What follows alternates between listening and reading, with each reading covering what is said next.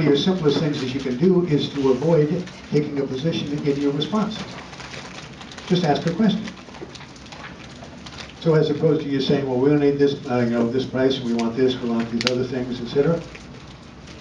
Oh. But does that include the iron fridge? So don't give them a response, just ask questions about their thing. Remember the thing about silence? The vast majority of us, the more we talk, the more we give away. So the more you question, the more likely it is they're going to give you something. And repeat a little bit of what they said, and then ask the question. Gradual persuasion. I will frequently have people who really need to know this. A number of years ago, the best illustration I could have is some of my banks back when the market was 2010, 2011. They had to price things fairly aggressively, particularly on some of the lack of quality that the properties had when they didn't repair them or turn them up. And so I would have something that needed to have about a 15% price reduction. Well, I happen to know that the asset managers, their only level of authority is a 5% differentiation. So every time I would do a broker price opinion to fill something out, would I fill out the broker price opinion and say I want 15%? Because if I asked for 15%, I would get 0. I'd fill it out and say we need to have 6%. Well, I can only give you 5. Okay.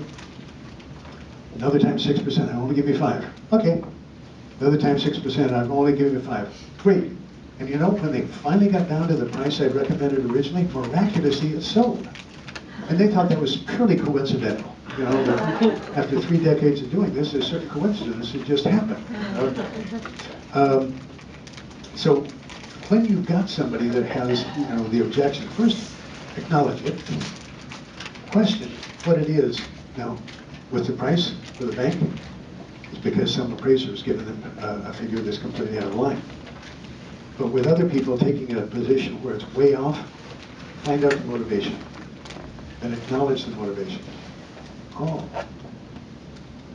you don't want to pay seller paid closing costs just because you feel that that's insulting, that they should have to pay it for yourself.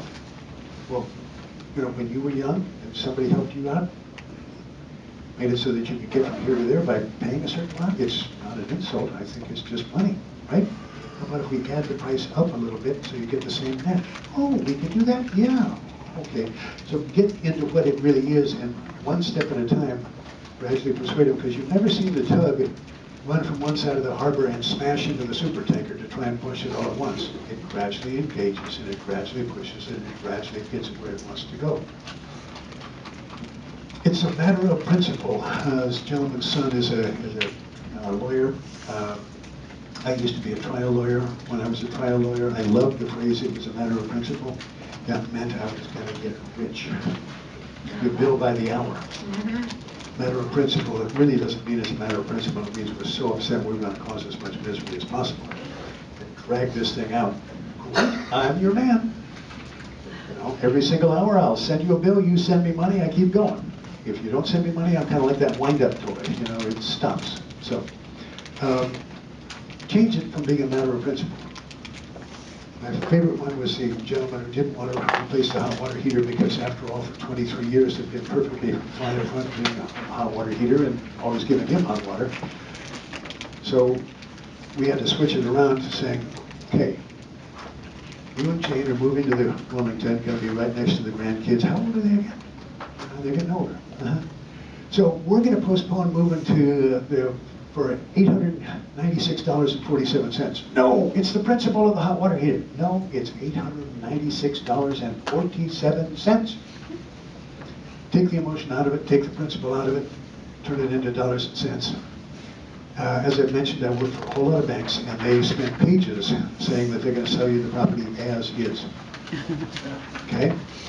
They would say it in 6 different languages if they could. I always have the agents call up and say, we want these repairs. First reaction is to call up and tell them how stupid they are, but I figure that's really not going to help anything.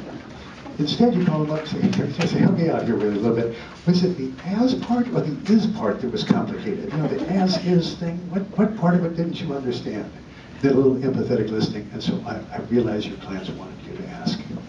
And you already know what my answer is going to be, but I know you had to ask, so how gracefully do you want me to tell you no? At any rate, This is another great concept because it's going to tell you from the opening bell what's going to happen when you're negotiating.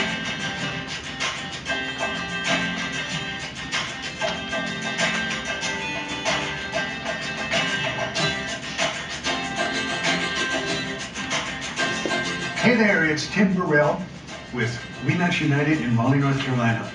I'm going to teach you two things today. The first is how to get negotiations to start. The second one is how to wrap them up. The first thing is a courtesy counteroffer. Occasionally you will get these extremely low initial offers. If you just flat out reject the offer, it's more likely they're going to walk away. I like to use a courtesy counteroffer, a really slight counter. The courtesy counteroffer shows a little bit of interest, and it greatly increases the likelihood they're going to respond. The critical part about the courtesy counteroffer is how to present it. You have to present it to the buyer's agent in a manner that shows that you're only doing this because you want to show some consideration and give them something to work with. You want to thoroughly indicate that they are way too low, and you expect them to get in the game before you're going to really respond. The next thing is at the other end of the negotiations, splitting the difference. After several offers and counteroffers, you're going back and forth, gradually marching your way slowly to the middle. Instead of wearing the parties out, see if you can't get to a deal. That's in both parties' best interest. After all, it's better for the buyer if they wrap it up and sign a contract because somebody else might come along and make an offer. It's better for the seller because the buyer, well, they'll get worn out to go look at another property and won't stop and buy something else. So at this stage, call up your counterpart, the other agent, and try to use a little bit of humor. And say, hey, I tell you what, let's make both of our clients equally unhappy. What? You know we're going to meet in the middle. We're gradually getting there. So how about if you propose to my clients that we split the difference? And if you can get that proposal from your clients, I can guarantee you will accept it. Why do you do it this way? You want them to take that position and to stick by it. Because if I make that proposal to split the difference, they may go back to their buyers and say, ooh, that's a really smart idea. Let's split the difference again.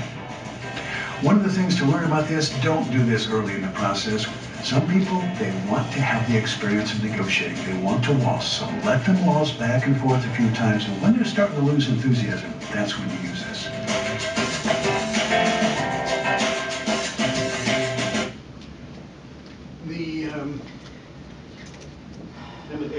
I'm an educational junkie, and so I go to all kinds of trainings on negotiating. And one of my favorites was by this guy who teaches lawyers to negotiate. He took the same factual situation, he'd pass it out, say the person on the left takes this side, you know, person on the left is the defendant, person on the right is the plaintiff, okay?